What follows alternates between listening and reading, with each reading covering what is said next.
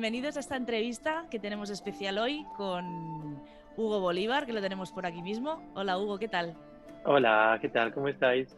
Muy bien, muchísimas gracias por aceptar este enredo para que nos cuentes, porque teníamos mucho interés en conocer un poco más este tipo de voz, ya que estamos hablando de las voces, pues este tipo de voz tuya que es tan característica que obviamente hablando no se nota, porque te hemos oído Mm. decir hola, ¿qué tal? Y tienes una voz, pues una voz que común, podemos Mm. decir.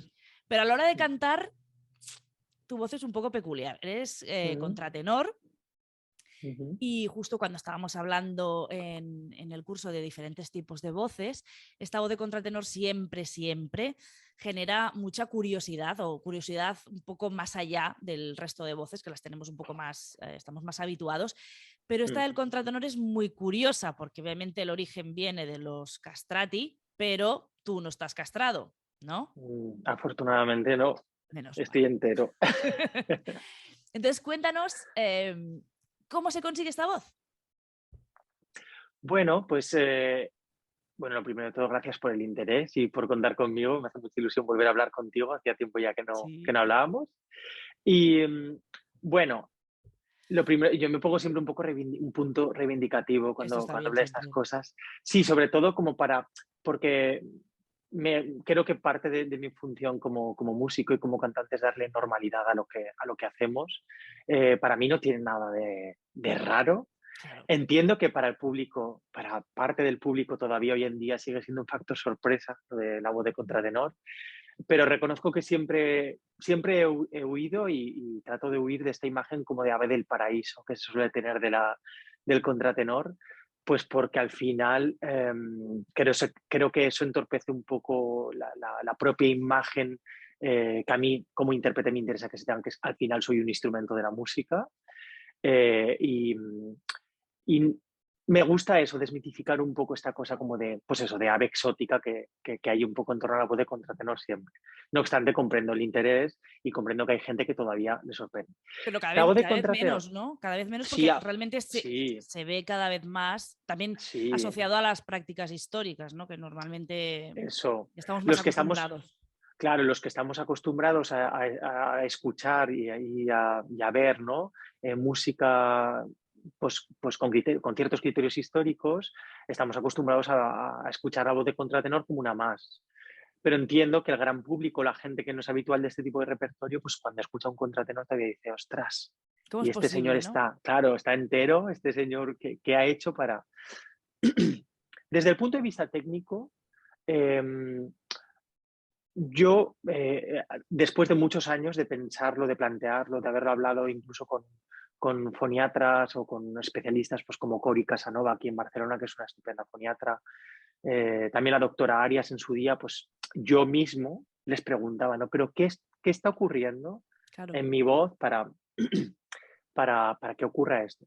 Entonces, al final, debo decir también que por lo que he observado con otros colegas cuando lo hemos hablado, eh, prefiero decir que esto es un punto de vista Ujú. que sentar las bases de lo que es la voz de contratenor, porque creo que cada uno, o hay gente que lo ha percibido de formas diferentes. Para mí la voz de contratenor es la voz más natural que yo, Hugo Bolívar, puedo producir. Yo canté con voz blanca cuando era niño, cantaba en un coro. Antes del cambio de voz cantaba en un coro, con lo cual empecé como a experimentar con esta voz blanca en aquel momento, pues de una forma muy temprana. Cuando mi voz rompió en el cambio de la voz, entre los 14 años o así, entre los 13 y 15 años, pues digamos que yo seguí buscando la forma de continuar Cantando haciendo como antes. lo que yo había hecho siempre. Además, yo me acuerdo de poder cantar el aria de la Reina de la Noche con el fa sobreagudo cuando tenía 12 años y parecerme la cosa más normal del mundo. Claro. Entonces, con el cambio de voz, es como que tu cuerpo sigue buscando esa forma natural de hacer lo que siempre había hecho y lo seguía haciendo siempre. En el cambio de voz quizás con un poco más de dificultad, pero lo seguía haciendo siempre. No con más dificultad con la que experimentaba, que la que experimentaba cuando cantaba con voz de pecho, ¿no? O sea Ujú. que al final era lo normal en este cambio de voz. Entonces empieza el mundo del conservatorio, ¿no? Ya empiezas en el grado medio y claro, yo tengo 36 años, cuando yo hacía el grado medio, lo de los contratenores, aunque estaba más que desmitificado ya, porque ya en el mundo de la música antigua se hacía, ya se empezaba a visibilizar a poner de moda lo del contratenor, pero en el mundo del conservatorio todavía no estaba muy Aún claro no. qué era eso del contratenor y tú cómo vas a cantar así, ¿no? Era un poco esto, es que claro, sí, es que tienes que ser tenor o tienes que ser barítono porque eres un hombre, ¿eh? Y esto Bueno, que porque haces, aquí hay obviamente mucho asociado al tema de la masculinidad, ¿no? Es decir, total, si un hombre mm, canta agudo, total. es poco Sí, masculino, cuando justo eso al final son modas. claro, es Porque una en el forma de barroco, mira, percibirlo, en el barroco no claro. eran unos divos. Quiero Los, decir, cas- los o sea, castrados del barroco, hombre, eran un luego, escándalo. luego tengo aquí algunos libros que me gustaría Sí, compartir para que leáis si tenéis interés en el tema. Los castrados, tú lo sabes, como dices, tú eran divos y al final este divismo no era algo que trascendía el escenario. O sea, el divismo claro. eran figuras muy eróticas y Bueno, y era además es gente que que tenían, triunfaba. siempre lo digo, tenían la ventaja también de que obviamente las mujeres iban locas, las que les gustaban los tíos iban locas porque podían tener relaciones sin el peligro de quedarse embarazadas. Que en esa Claro, época, obviamente, era el anticonceptivo un lujo. era de base allí, o sea, una Claro, cosa. es que lo Sí, tenían sí, todo para ser unos sí, mitos sí. eróticos. O sea, Y ahí, claro, en el siglo XVIII no se asociaba ese tipo de voz con la feminidad, o si se hacía, en algún caso, le daba un punto erótico al asunto, ¿no? claro, Entonces es era decir, una que no cosa se como muy... consideraba como menos masculino un No, hombre no, por no, en al absoluto, en revés. absoluto. Esto es la visión que tenemos hoy en día, como tú decías, Claro. son visiones, Y yo creo que eso frena mucho, ¿no? Porque lo que tú comentabas del sí, conservatorio, ¿no? Puede haber un poco de estigma de decir, ay, es que vas a parecer una mujer cantando sí, así, no es lo que te tocaría, ¿no? Es. claro. Entonces, en esos años de conservatorio, a mí me hicieron cantar como tenor, porque digamos que la voz en la que yo hablo ahora mismo, Ujú. estoy hablando en el rango del tenor, más o menos, ¿no? Y claro, entonces tenía que ser un tenor. ¿Qué ocurría? Pues ocurría que cuando yo iba a las notas del pasaggio, las notas de pasaje entre los registros, en la voz de tenor, digamos que está entre el fa sostenido 4, ¿vale? Ujú. Cuando yo llegaba a esta zona de la voz, simplemente mi voz se iba a esa voz de cabeza con la que yo había cantado desde que era niño. O sea, no había forma posible de subir con el registro de pecho hacia arriba sin que yo sintiera que aquí se me iba a romper algo. O sea, era una tensión terrible. Sin embargo, cuando yo permitía que la voz cambiara ese otro registro, se abría el mundo. Siempre utilizo para los que conducimos la comparación con las marchas, porque la sensación es un poco similar, ¿no? Es verdad, sí. Cuando vas con el coche revolucionadísimo en segunda o en tercera y cambias de marcha, de repente sientes como un boom y vuelves a tener margen para seguir, ¿no? Pues esta es un poco la sensación de este cambio de registros que hacemos los cantantes. Oye, Entonces, para mí, una sí, pregunta. dime. ¿Tú crees que si no hubieras cantado, bueno, claro, hubiera sido complicado, ¿eh? Pero si no hubieras cantado de niño y Mm. hubieras tenido esa voz como integrada, y yo qué sé, siendo ya con la voz cambiada, te pones a cantar, ¿sí que hubieras podido llegar a ese registro o piensas que es una cosa física ya innata? Yo defiendo la naturalidad de la voz del contratenor como la del tenor o como la de la Claro. mezzo. Quiero decir, es algo No con como lo que una uno... técnica, No, sino con una. Ya te entiendo, sí. no. Y esto lo enlazo un poco lo que te he dicho al principio. Es mi percepción y es mi propia experiencia y es Porque como hay lo he otros vivido puntos de yo. vista también. Hay gente que Hay considera gente que dice que es que es una cada técnica vez que todo el menos, mundo. también te digo, Ya. cada vez lo oigo menos, pero sí que antes sobre todo se decía que pues hablaba del falsete, no es la capacidad de hacer falsete. Yo no estoy de acuerdo del todo, porque hay hombres que tienen capacidad para cantar con voz de falsete, pero no tienen una voz de contratenor válida. Ujú. Al final, para mí la prueba, digamos, un poco de oro de una voz de contratenor, digamos, válida para el canto, está en el pasaje, precisamente, en la En forma ese en que la cambio. voz tiene que hacer el pasaje. Contestando a tu pregunta, si yo no hubiera hecho esta práctica desde niño, si no hubiera cantado con voz blanca, me habría encontrado realmente con el mismo problema a la hora de cantar, porque cuando yo iba a las notas de pasaje, es como pedirle al coche que vaya a 90 con la segunda. O sea, es que para mí era imposible. O sea, yo no podía pedirle a mi garganta que aguantara esa tensión. Lo hacía, Ujú. no sé ni cómo, claro, luego tenía afonías, acababa fatigadísimo, era inviable. Sin embargo, cuando yo hacía de contratenor, todo aquello, pues, era como de repente abrir la puerta a la naturalidad. Y bueno, digamos que al final cayó por su propio peso. O sea, mi último profesor de grado medio fue Enric Serra, que es un barítono catalán al que yo tengo mucho estima, fue un gran barítono. Y, y fíjate que era el más, digamos, en realidad era el más mayor del conservatorio y fue el que más claro lo vio. Un día que yo le dije, mira, Fíjate. Enric, te voy a cantar esto, fui un día, además sin preparación, fui un día allí con un área de Rossini, de Tancredi, Ujú. y le di a Pau Casán, que es un pianista estupendo, y le dije, oye, Pau, y Pau me miró así con, ¿vas a cantar esto? Y yo, sí, sí. Y entonces, claro, canté esto y la verdad es que Enric quedó alucinado, ¿no? Como diciendo, ostras, la comparación es terrible, claro, porque Claro, esto te suena, o sea, no sé cómo voy a encauzar esto, era un poco su cosa, no sé qué voy a claro. hacer con esto, pero es que lo haces mucho mejor de esta forma que cantando de tenor.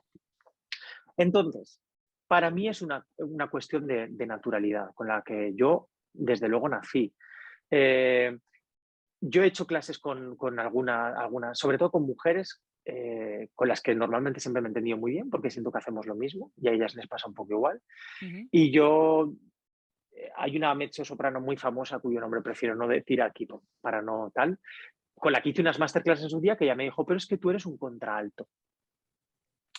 Y claro, yo en aquel momento dije, ya, pero ¿y qué quiere decir que soy un contralto? Pues al final, la línea entre lo que es una voz masculina y una voz femenina es que cada uno tiene una tesitura, ¿no? O sea, cada uno nace igual que cada uno nace con, pues yo qué sé, con la capacidad para hacer ciertos gestos con la lengua que no todo el mundo puede, pues yo nazco con una tesitura que es la mía. Y la mía está, pues eso, en el tope agudo de las voces masculinas, tan al tope que paso al otro lado Claro. y ya está. A nivel fisiológico, básicamente descubriendo, hay dos mecanismos de acción de las cuerdas vocales. Ujú. Esto no me lo he inventado yo y esto me lo explicó Cori Casanova en su día, que es una doctora reputadísima. El mecanismo uno es un mecanismo en el que las cuerdas vocales vibran, digamos, en todo su lado interno, ¿no? Este es el Ujú. mecanismo que nosotros llamamos mecanismo de pecho, es la voz con la que yo estoy hablando ahora. Ujú. A medida que vamos subiendo, la cuerda, digamos, se va afinando, digamos que se va estrechando la base, las bases en las que vibran las cuerdas se van como afinando hasta el punto en el que pasamos al mecanismo 2. Y este mecanismo 2 es lo que llamamos falsete, voz de cabeza. Ujú. Y esto es lo que hago yo y lo que yo entiendo que hace un contratenor. Quizás si hablas con otro y dices, no, pues yo es que siento que es... Claro, ¿qué me ocurre a mí? O dónde veo yo que puede haber casos diferentes? En una voz de barítono. Se decía, ¿no? Esto es lo típico. Cuando no se ha estudiado o cuando no hay mucha experiencia en una cosa, se, se dicen estas cosas como de base, ¿no? Que nadie puede, que son irrefutables, que es lo que hay, ¿no? Los contratenores tienen voces naturales de barítono. Pues claro, no es mi Yo caso, yo no, nunca fui claro, un nada. barítono, para nada. Y hay muchos casos de contratenores que no son barítonos. Ujú. Sin embargo, el barítono tiene un problema, suele tener un problema, porque obviamente no se puede decir que todo el mundo lo tiene, en la zona de pasaje. ¿Por qué? Porque cuando el barítono llega con su voz de cabeza, claro, llega un momento que la voz de cabeza al bajar es inaudible, no se escucha, pero todavía si cambia el registro de pecho es muy agudo para su voz de Claro, barítono. Entonces hay como claro. una especie de agujero que es muy difícil rellenar, supongo que me entendéis, ¿no? Si Sí, sí, habéis sí, hablado sí, de sí. las tesituras, claro, Sí, el barítono puede subir agudo, pero obviamente no tan agudo como un tenor. Sin embargo, el tenor, cuando llega, pues cuando yo llego al mi o al fa, de hecho yo cambio bastante antes, en el si, do, 3, ujú. ya cambia la voz de contralto, digamos, ¿no? Entonces, es una tesitura en la que yo estoy cómodo y a veces no sé, estás en esa especie como de mixtura vocal, no sabes si son notas de cabeza o notas Claro, de pecho. Es un barítono, pues no lo puede hacer, ¿no? Y al final todo depende de la naturaleza de uno de mismo. cada uno, claro. Y sí, mi experiencia ha sido esta. Creo que hay cosas que han hecho daño, bueno, han ayudado, porque al Hombre, final también es verdad que eso pasa, ¿no? En todas las disciplinas que tienen que empezar a investigarlas de alguna manera y al Claro, principio pues se dicen muchas barbaridades porque es como se empieza y dar tienen palos los de datos que ciego, ¿no? tienen, ¿no? Y Claro, cada vez que se descubre más y que sobre todo también hay más mecanismos para ver qué le pasa, ¿no? A la voz por dentro, ¿no? Todo el tema de los avances tecnológicos que fisiológico, permiten y sí, que permiten ver realmente qué pasa por aquí dentro, pues obviamente supongo que se van llegando a conclusiones diferentes, ¿no? absolutamente, sí, sí. Luego hay cosas como lo que te decía, ¿no? Hay términos mal asociados. Por ejemplo, el término falsete. Ujú. Uno escucha falsete y dice falso. Claro, Es claro, es que es lógico, muy ¿no? peyorativo, ¿no? Es lógico, sí. Que es, Y en claro. realidad, no tiene nada que ver. El uso del término falsete, yo últimamente me leí, mira, es un libro de los que no he traído aquí porque igual no tiene tanto que ver, pero un libro de Lily Lehman, que es una soprano de principios del 20, finales del 19, que escribió un tratado de canto estupendo que se llama en inglés How to Sing, cómo cantar. Ella lo escribió en alemán, pero hay traducciones estupendas. Y si Ujú, alguien tiene interés en cosas así como más concretas vocales, un poco con este lenguaje ujú. todavía muy antiguo para nosotros, pero bueno, son muy interesantes de leer. Ella utiliza el término falsete en la voz de soprano para referirse a esa voz de cabeza. O sea, Claro, el falsete en realidad es un término que se ha utilizado siempre para referirse a esa voz de cabeza. Para mí, lo que yo como contratenor hago no difiere de lo que entiendo que hace cuando me explica pues una mezzo o una soprano que baja el registro de pecho, que igual no lo hacen tanto, y por supuesto una contralto. O sea, al final yo siento que hacemos lo mismo. y una cosa, cuando ya te diste cuenta, ¿no? Que decías con tu profesor al final de grado medio, el paso al superior, ¿cómo fue? Es decir, ¿cómo te planteas hacer el superior? Y sobre Mm, todo, no sé si te pasaría, porque normalmente el repertorio de voz para un contratenor está en un estilo concreto, ¿no? sí, Hablamos sobre sí. todo del barroco. Entonces, Mm, yo no sé si tú, por ejemplo, a lo largo de tus estudios, cuando estabas en el grado medio, tenías alguna idea de interpretar repertorio más moderno, más contemporáneo, o sea, más contemporáneo, más, pues eso, sí, romanticismo, clasicismo, tal. la gran Y ópera, ¿no? Mm. sí, y decir, ostras, ahora tengo este tipo de voz que me marca mucho el repertorio que tengo que elegir y no podré Mm, cantar aquel repertorio más moderno. No sé mm. si, ¿cómo te planteaste, ¿no? Esto cuando... Al final, como bien dices, al final el tipo de voz con la que yo he nacido va asociada a un repertorio, que en realidad si miramos con la lupa es más amplio de lo que parece a Sí, simple sí. Bueno, vista, y además tú en lo la música sabes, contemporánea se también ahora usan se pone de moda también muchas veces mucho. utilizar la voz de contratenor. Yo he tenido la Afortunadamente, suerte de participar, perdona, en estrenos de música claro. contemporánea para voz de contratenor. Sí, claro, es que al final es un recurso estupendo que algunos músicos pues quieren aprovechar hoy en día. Sí, claro, en aquel momento fue como este no va a ser mi repertorio, Claro. pero a mí me pasó una cosa muy curiosa y es que fue un poco como volver a mis orígenes Mm, sobre el interés de la música, porque aunque a mí desde el principio que empecé a cantar pues me gustó mucho la ópera y todo, siempre me hizo especial gracia el barroco, siempre, el barroco en particular.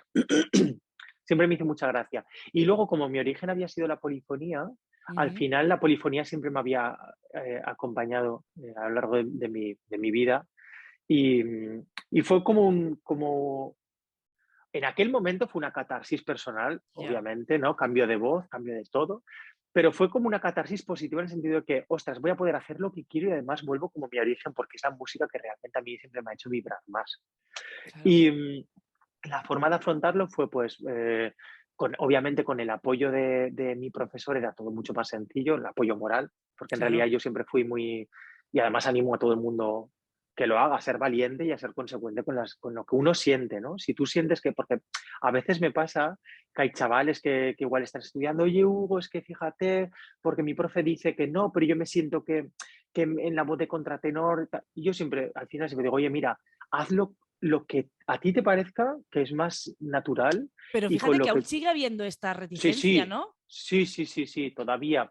O, yo al final puedo entenderlo. Desconocimiento puede ser, Es ¿no? desconocimiento, sí, Claro. sí. A veces hay profesores con los que soy colega, además, porque ya sabes que al final Ujú. los intérpretes a veces también Sí. somos profes, y hay profesores que me han escrito, oye, Hugo, mira, tengo a este chico y yo no sé, igual tú, tal.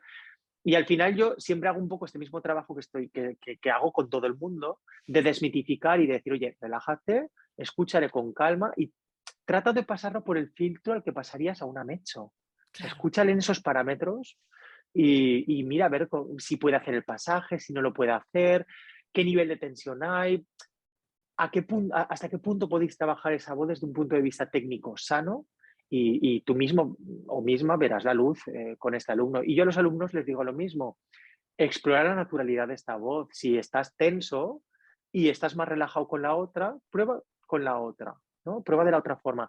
Pero al final yo creo que hay que trabajar íntegramente la voz. Y yo como contratenor trabajo tanto el registro de pecho como el registro de cabeza, porque al final la voz es toda, ¿no? Y utilizas todo el registro.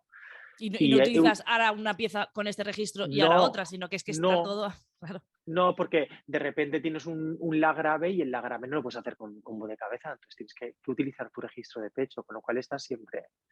Entonces, mi forma de afrontarlo en aquel momento, volviendo a tu pregunta de Sí. cómo fue, ¿no? Después del grado medio, pues decidí tomarme con el apoyo de mis padres, que al final los músicos que salimos adelante, sobre todo los que ya hemos sido solistas también y nos dedicamos a eso, sin el apoyo de la familia es imposible, Claro, porque sí, estás sí. estudiando muchísimos años, entonces yo tengo una familia estupenda que no dudo nunca en apoyarme y supongo que verían las cosas muy claras también y yo siempre fui un tío muy determinado con las cosas muy claras, pero dijeron, bueno, vale, pues tómate este año, entonces yo me dediqué a estudiar un año después del grado medio, porque estudié en el liceo, el grado medio, el Ujú. liceo.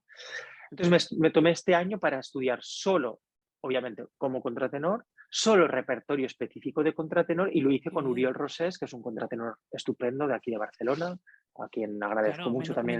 menuda oportunidad todo ese año, Claro, ¿no? O claro, sea, fue el gran año de mis estudios, fue después de una gran mucho decisión, sufrimiento. claro. Sí, estoy muy contento de haberlo hecho. En realidad, mérito no hay en el sentido de que lo único que hice fue dejarme llevar por mi naturalidad, ¿no? Decir, oye, es que yo de esta forma, o sea, y esto también te lo digo a ti, en mi caso era Mm, muy claro, porque es que claro, yo de tenor no me había comido un colín, es que era claro, imposible, claro, para mí era imposible, yo no podía cantar así, ¿no? claro. Entonces mi camino para mí fue, esto es lo que, si puedo hacer algo, lo voy a hacer de esta forma. Porque sí que hay, por ejemplo, contratenores que pueden cantar de tenor y pueden cantar de contratenor.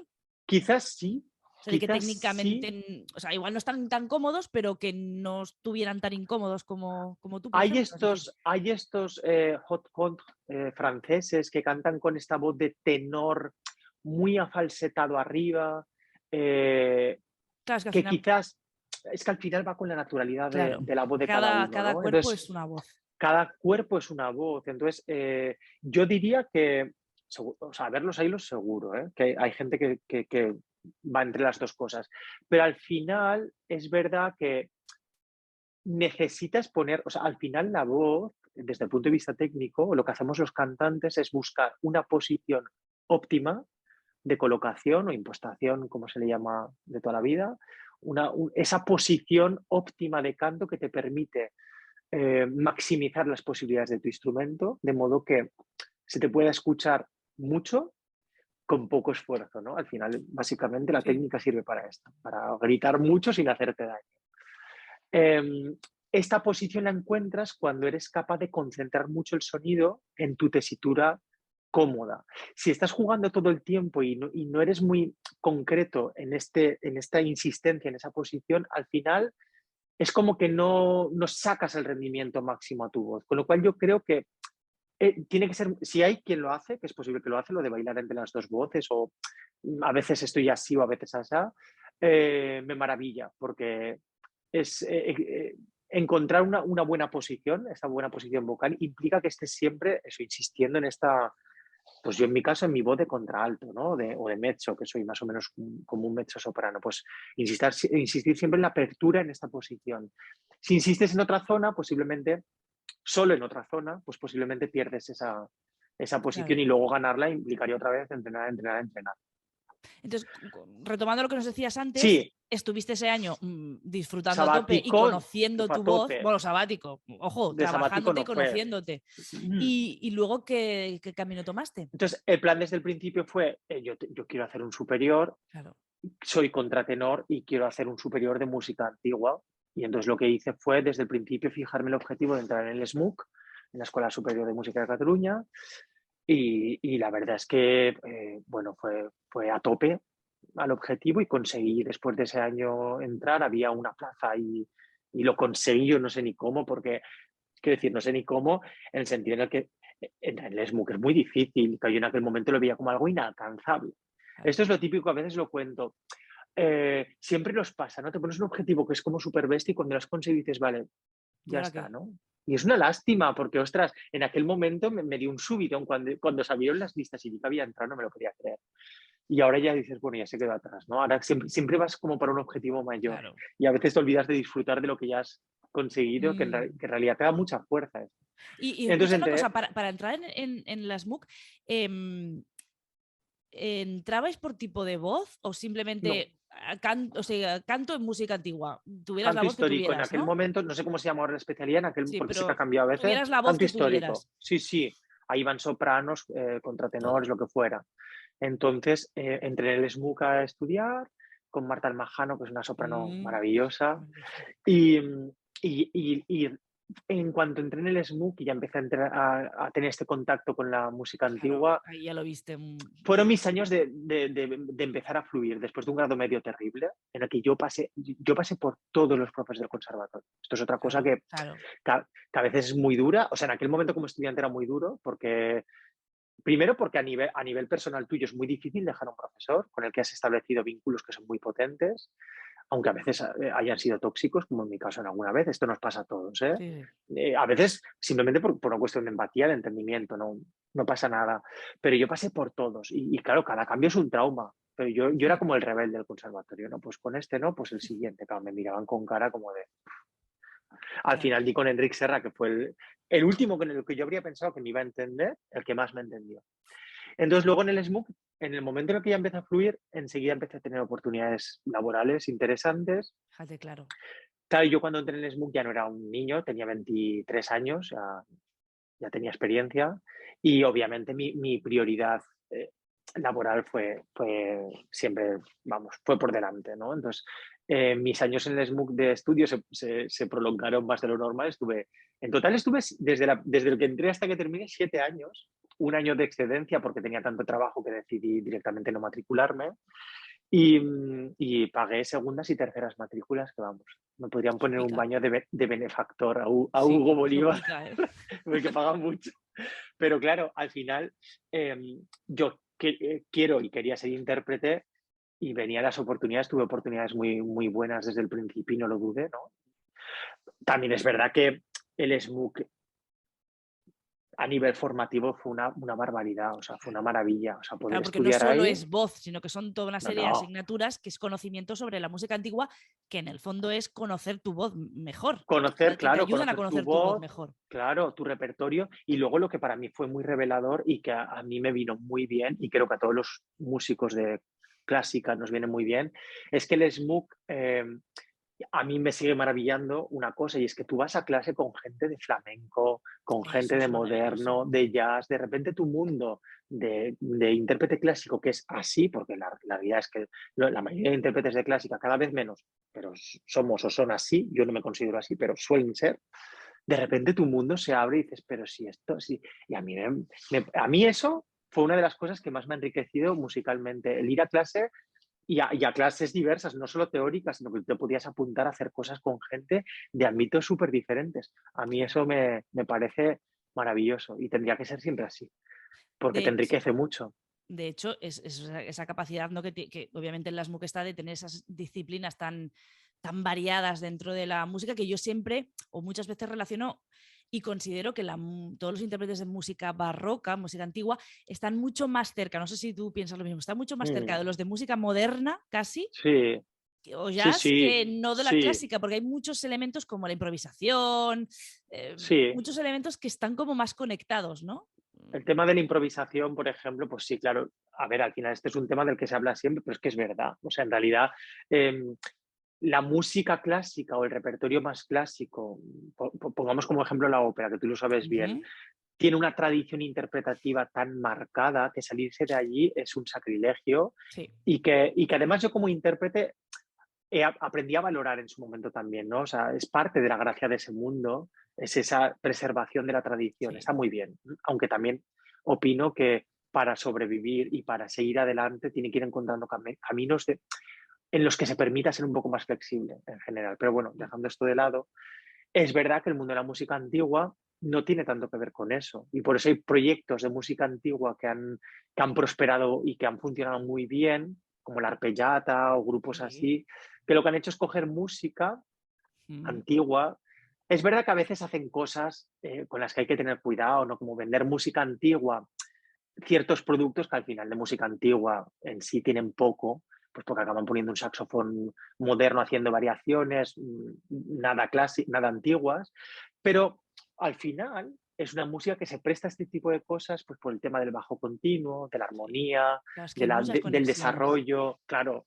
Y sí, en este sentido tiene mucho más conexiones con el mundo del jazz, por ejemplo, de la música moderna.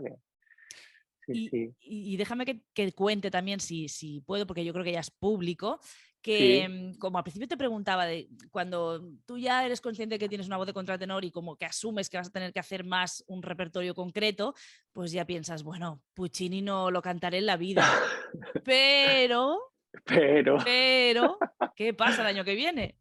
pues sí, pues son estas cosas que a uno le sacuden de repente, ¿no?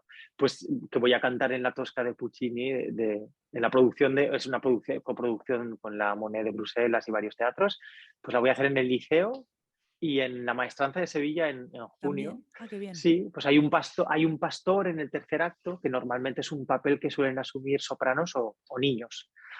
Pero el director de escena quiere un contratenor, entonces pues me pidieron una audición y yo sí, me fui al liceo a hacer la audición sin ningún problema y me dieron el rol y estoy encantado. Solo me pregunto qué es lo que va a ocurrir con ese sector, que también te digo una cosa, con los años aprendes a que te dé un poco igual. Ya, Tienes que aprender a que te dé igual la opinión del resto, porque si no, como artista es muy duro dedicarte a esto, sobre todo cuando te sales de tus zonas de confort, como es el caso. claro. Claro, yo pienso que va a ocurrir con el sector de la ópera pues más clásico, ¿no? Cuando ven un contratenor cantando Puccini, se van a llevar las manos a la cabeza. Claro. Si nos preguntamos qué hubiera pensado Puccini, ya ni te cuento, yo me tiraría por el balcón, porque seguramente Puccini diría que es un sacrilegio. O sea, que Sí, es pero que también está. muchas, pero bueno, ¿y qué pensaría, no sé, bueno, no sé qué pensaría Mozart si ve sus óperas con instrumentos modernos? Porque Claro, muchas pues veces seguramente hablamos y criticamos las voces, pero no toda la miramos razón, abajo la orquesta. toda la razón. Y una orquesta a veces grandes con instrumentos que no eran los de la época, quiero decir, que muchas veces no en el campo de la ópera se mira y se critica mucho a las voces, pero a veces Sí, los instrumentos se olvidan. Entonces, total, tienes toda la razón. Y además es verdad que el foco siempre se centra en el cantante y sí, todo lo que envuelve, pues pasa por. Sí, no se le echa cuentas, ¿no? Y en realidad el tema de las orquestas, pues como bien dices, además el gran público quizás, cuando ya está un poco más experimentado, sí que lo nota, pero es que el que no lo sabe no saben hasta qué punto condiciona el uso de instrumentos modernos a según qué repertorios. O sea, claro. es una barbaridad lo que lo condiciona a nivel dinámico, a nivel de expresividad, a nivel de el color simplemente, ¿no? O sea, sí, sí, es una Sí, por eso muy muchas buena veces, reflexión esta. cuando se hacen muchas veces óperas, por ejemplo, estoy pensando en óperas de Händel, Mm, y se hacen en teatros como el Liceo o teatros grandes y se tocan con la orquesta, porque obviamente también es verdad que no van a tener una orquesta específica para cuando hagan una ópera del barroco, mm, pero muchas veces cuando se utiliza la misma orquesta, que está acostumbrada a hacer otro tipo de repertorios, mm, para hacer Händel y no son, por ejemplo, músicos especializados en música antigua, normalmente lo que se hace también a veces es contar con el concertino, con el director, mm, especializados en mm, música antigua y que mm, intentan transmitir a la orquesta estos criterios, esta manera de mm, tocar más parecida a la música mm. antigua que no como si fuera una orquesta Sí, más romántica, ¿no? Y in- bueno, ahí sí salva un poco. sí, introducen ciertos elementos, o luego obviamente instrumentos de bajo Sí, continuo, lo que dices el concertino. A ver, escuchar una ópera de Händel en un teatro de las características del Liceo con una orquesta moderna, según cómo se haga, es para mí un pestiño insoportable. Sí. Para mí. Eh, y además es que yo tengo que poder decir esto también reivindicando el mundo al que yo me dedico, es el mundo de la interpretación con criterios históricos normalmente. ¿Que está mal? No, no está No, mal.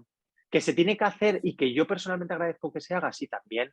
Está muy bien que los grandes teatros incluyan ese tipo de repertorio, pero estaría todavía mejor que lo incluyeran con todas las consecuencias y lo hicieran ya, porque ya lo hacen, ¿eh? bueno, Aquí sí, en el Liceo se sí, invita aquí a sí que se grupos hace. Y de especialistas hecho, y y cada vez afortunadamente lo más. hacen. Y por ejemplo, Afortunadamente. en el auditorio aquí de Barcelona también, ya cada vez más tenemos asociado que cuando escuchamos música antigua, casi siempre es ya dentro del ciclo de música antigua. Es decir, ya a Eso la es, OBC pocas veces verás tocando Bach en eso un es. programa, y ya cada vez lo tenemos más naturalizado, ¿no? Sí, Más aquí, por integrado. ejemplo, se hace en general, pero decir que Barcelona en este sentido hace un buen trabajo, porque lo que se programa con esta conciencia con la que tú dices, no hay ciclos o sea, específicos. Entonces ya la gente que va sabe que va a escuchar instrumentos diferentes, la gente que Sí, va sabe que va a cada vez ya escuchar es más natural, sí. una afinación medio tono por debajo, en la mayor parte del repertorio que se hace del 18. O sea, ya la gente está muy educada en este Y que sentido y con las el tema de instituciones las aquí, Y con el tema sí, de las voces es tan importante para vosotros, lo que comentabas antes, ¿no? sí, Porque sí, obviamente al final ya no es una cuestión solo de tímbrica, de sonido, de estética, de estilo, sino que simplemente una cosa tan sencilla como de volumen. de volumen, Un absolutamente. factor, además, Sí, ¿no? Que no es sí. lo mismo el volumen que puede alcanzar una orquesta moderna que el que alcanzaba una orquesta con criterios históricos, No con estos tiene nada, instrumentos. nada que ver. Y la forma porque a veces, dejando de lado, que yo hace mucho tiempo que esto ni lo trato porque me parece que es hablar del tamaño, el tamaño no importa. En el caso de las Sí. voces no importa, porque en realidad depende del de, me da la risa por la frase. O sea, el tamaño importa o no importa, esto ya cada uno en su Que casa. lo valore. Pero en el caso de las voces, el tamaño no importa si la voz hace el repertorio que le toca como le toca hacerlo, ¿no?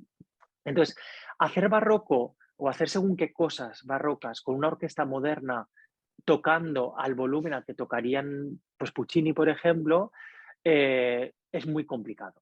Sobre todo si el cantante que lo hace es especialista en ese repertorio, porque tú como especialista del repertorio sabes hacer las cosas con unos criterios de interpretación que son incompatibles con esos volúmenes. Claro, Y aquí no entra la talla, en el sentido en el que no es una cuestión de poder o no poder hacerlo, es una cuestión de si los criterios interpretativos con los que el cantante o el intérprete en este caso va a afrontar esa música son incompatibles con esa forma de tocar.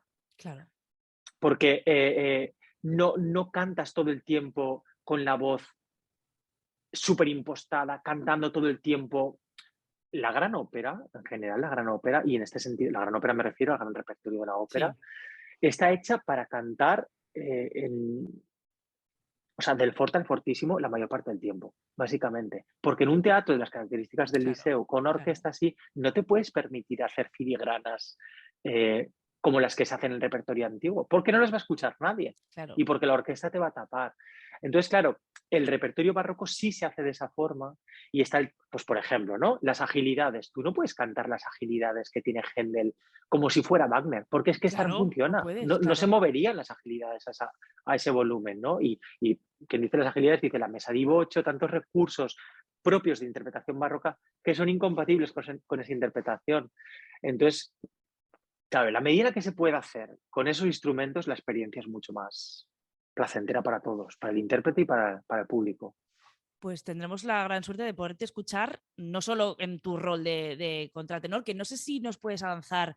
Bueno, este verano ya estás cantando, estás todo el día de aquí para allá. Sí, los veranos Los suelen ser, festivales de verano, música antigua es sí, una cosa muy habitual, sí, ¿no? sí. No sé si nos puedes contar este verano dónde te podemos seguir, si Pues tienes algún... mira, sí, ahora lo siguiente que tengo es en un festival es en Besançon, en Francia, con mi cuarteto vocal, Quintesencia, que, pues como te comentaba, la polifonía al final forma parte y va a seguir formando parte siempre de... A veces se pregunta, ¿no? ¿A ti qué te gusta más? ¿Cantar de solista o cantar polifonía? Es que para mí son cosas totalmente diferentes, complementarias y Claro, necesarias en la claro, no misma podrías medida, ¿eh? elegir. No, No, porque la experiencia de cantar polifonía es Además es que no maravillosa. tienes por qué elegir, que eso es lo No, bueno, no, ¿no? afortunadamente no Puedo tengo, hacer las 2. no tengo por qué elegir. Hay gente que sí que acaba, no, Claro. es que yo, es que al final, porque hay gente que encuentra que para la voz solo la polifonía o solo tal, pues como que no. Yo lo compagino y me gusta mucho. Entonces los siguientes conciertos son con Quinta Esencia ahí en Besançon.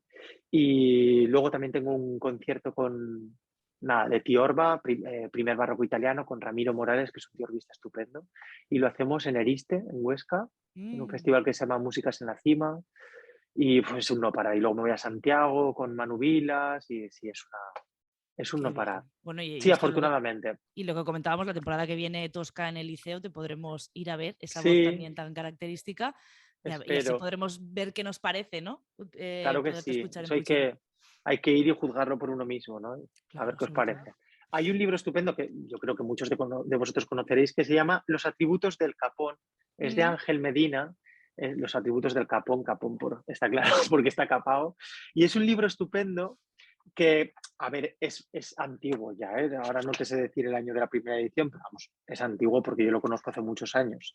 Y el caso es que es un libro en el que ya de por sí se desmitifican muchas cosas, como por ejemplo, esta cosa como, esta línea temporal que tenemos como de primero los castrados y luego ya, pues como castrar era una locura contra tenores, ¿no? En realidad, el falsetista, como se llamaba en esta época, coexiste con el capón y hay registros de falsetistas en la Catedral de Burgos, por ejemplo, que aquí lo explican desde 1506, o sea, imagínate mucho mm. antes de los castrados. Ya había falsetistas. Y en este libro, que obviamente, pues eso ya se podría modernizar seguramente con cosas que conocemos hoy en día, se habla de, vamos, se dan pruebas de que los capones, la práctica de la castración es una práctica ibérica. O sea, imagínate, aquí fuimos tan bestias ya desde entonces. Es Luego, que quien quiera saber más del mundo de los castrados y también se habla el tema de los contratenores, The World of the Castrati, el mundo de los castrati de Patrick Barbier, esto es fundamental.